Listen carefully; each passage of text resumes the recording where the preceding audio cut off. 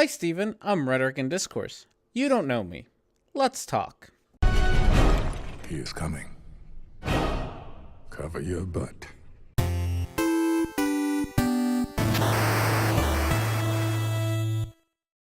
Quick recap. A month ago, Rationality Rules made a transphobic video that, to this point, has been seen 200,000 times. People, including myself, called him out on his video and pointed out both the factual errors that he made and the transphobic rhetoric that he used. Stephen did absolutely nothing for almost a month to help mitigate the damage that his transphobic rhetoric was causing. A week ago, Stephen tweeted that he had made big mistakes in his videos and would be making a correction video. Stephen, even after admitting that there are big mistakes in his video, has done nothing to his video, and it continues to spread its transphobic message. It also continues to spread the incorrect information that Stephen himself has admitted is incorrect. 1 week later, and the atheist community of Austin does the same thing that many others have, and they release a statement condemning Stephen's video. What follows is Stephen playing the victim and trying to make a martyr out of himself. Let's start with this thumbnail. Oh boy, what an ego. In case you don't know, this is the painting Galileo Facing the Roman Inquisition by Cristiano Banti. The painting depicts Galileo facing the church on charges of heresy. As it turns out, Galileo was right and the church was wrong. So, what is Stephen telling us here? That he is a poor victim and that history will show that he was correct all along. It also attempts to paint the ACA as dogmatic and unwilling to listen to new ideas. You know, that progressive community that fights dogmatic religion is now dogmatic. Next, Stephen has this to say.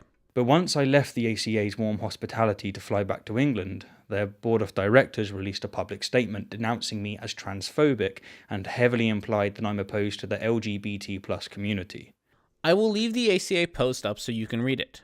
Never once does the ACA call Stephen transphobic. This is an outright lie. Stephen is so concerned with making sure that he is the victim that he is making up accusations. The post very clearly states that the ACA considers his videos and posts on social media transphobic. They never call Stephen transphobic. They call his videos and social media posts transphobic. To be fair to Stephen, the ACA did state that there were multiple videos, and they did not give examples of the social media posts that they find transphobic. This is an error that the ACA should fix, but even being this charitable to Stephen, he still lied about the accusations made about him. Next, Stephen is going to do some virtue signaling. Which, as anyone who's watched a handful of my videos will tell you, is slanderous hogwash. I've defended the LGBT+ community countless times throughout my short career, and whenever a religion or anyone denigrates them, I point it out and I crush it where it stands. I mean, I even have a video in which I explain precisely why homosexuality is natural, and I frequently emphasise, while many won't, the fact that there's a significant amount of Muslims that harbour harmful anti-LGBT+ views that desperately need to be addressed. Being a good person or being a supporter of a marginalized community does not mean that you cannot act in ways that are against that community. Being transphobic and being a nice person are not mutually exclusive. Let's stop here to talk about how R&D can be a bit of a homophobe. When I went to college was the first time that I interacted with gay individuals. While in high school I understood that gay people existed, I never really knew gay people. No one in my high school was openly gay, and I just didn't know anyone who was openly gay. But that changed in college. In college, there were plenty of people who were openly gay, and there were plenty of openly gay couples. Myself at the time, I thought of as a rather progressive individual who supported things like the current changes in the law in California that would allow gay marriage to be legal. And I did this, and I supported these laws to the detriment of some of my existing friendships. Growing up Catholic, a lot of my friends disagreed with me in taking a stance to support gay marriage, and I lost a lot of good friendships. And in this way, I saw myself as an ally to the gay community, as somebody who supported gay rights, because I had sacrificed my own friends to support gay rights. And I thought at that point, I am a good ally to the gay community. One day I was out with my friends, one of which who is a gay man, and we had a wonderful day being, college students in college and drinking and doing all the college student things that college students do. And at the end of the day, my friend wanted to give me a hug to say goodbye. And at this moment, I was not okay with him being gay. At this moment, I said, no, I am not comfortable with you giving me a hug. And in this moment, I was a homophobic asshole. And I bring this up to show you that as much as you may think of yourself as an ally to a marginalized group, you can still do things that make you not a good ally. All right, enough of personal stories. Let's get back to the video. The crux of Steven's video is that he cannot be transphobic because he has supported the trans community. I'm sorry to tell you, but you can. You can have transphobic actions while supporting the trans community. It may be by accident or might stem from ignorance, but you do not get a pass on your transphobic actions by virtue signaling. Just because you say that you're not transphobic does not mean that your actions are not transphobic. As your president, I will do everything in my power to protect our LGBTQ citizens from the violence and oppression of a hateful foreign ideology. Transphobia is a spectrum. Not every transphobe is foaming at the mouth wanting to kill all trans people. While it's easy to see that kind of bigotry, the more subtle transphobia is far more dangerous. The more subtle you are, the easier it is for your transphobia to be accepted and for others to start acting alike. After all, you can't be a transphobe unless you want to kill or hurt trans people, right? Subtle transphobia is far more palatable to people, and it is much harder to call out. Steven's video is a perfect example of this. Just because Steven is nice, and just because he doesn't come off as a transphobe, does not mean that he is immune to acting transphobic. I have no issue whatsoever with transgender people, and I have and will continue to try and foster an environment that accepts them for who they are, and anyone who's paying attention knows this.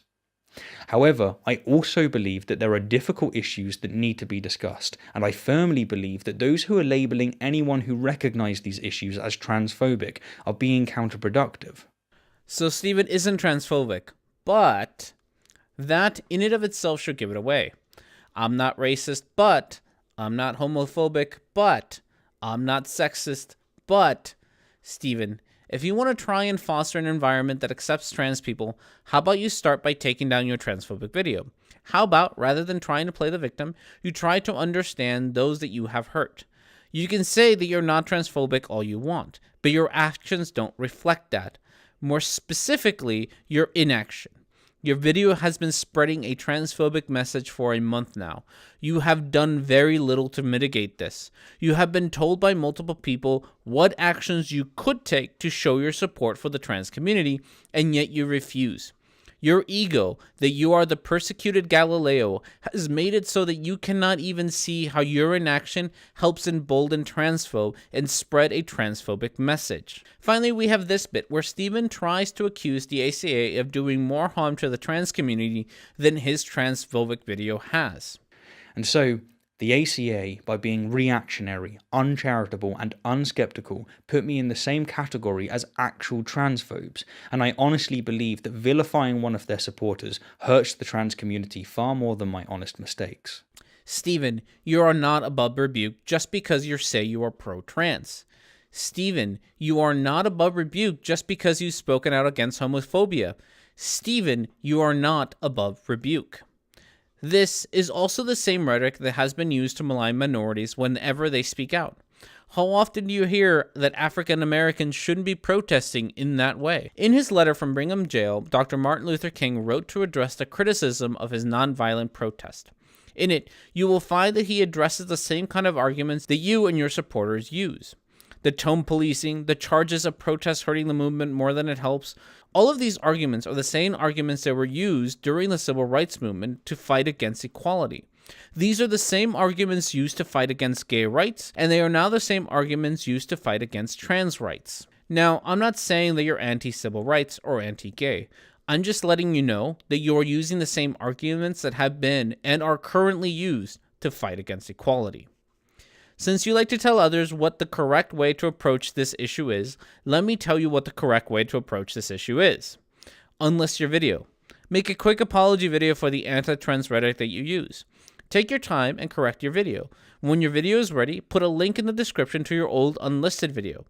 This solution has the advantage of no longer spreading a transphobic message and the incorrect information that you admitted to. You can take your time making corrections, and you won't be spreading incorrect information at the same time.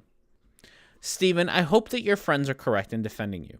I hope that they are correct that you are not a transphobic person. But as long as your transphobic video is still up and it's still spreading its transphobic message, people will call you out on having a transphobic video.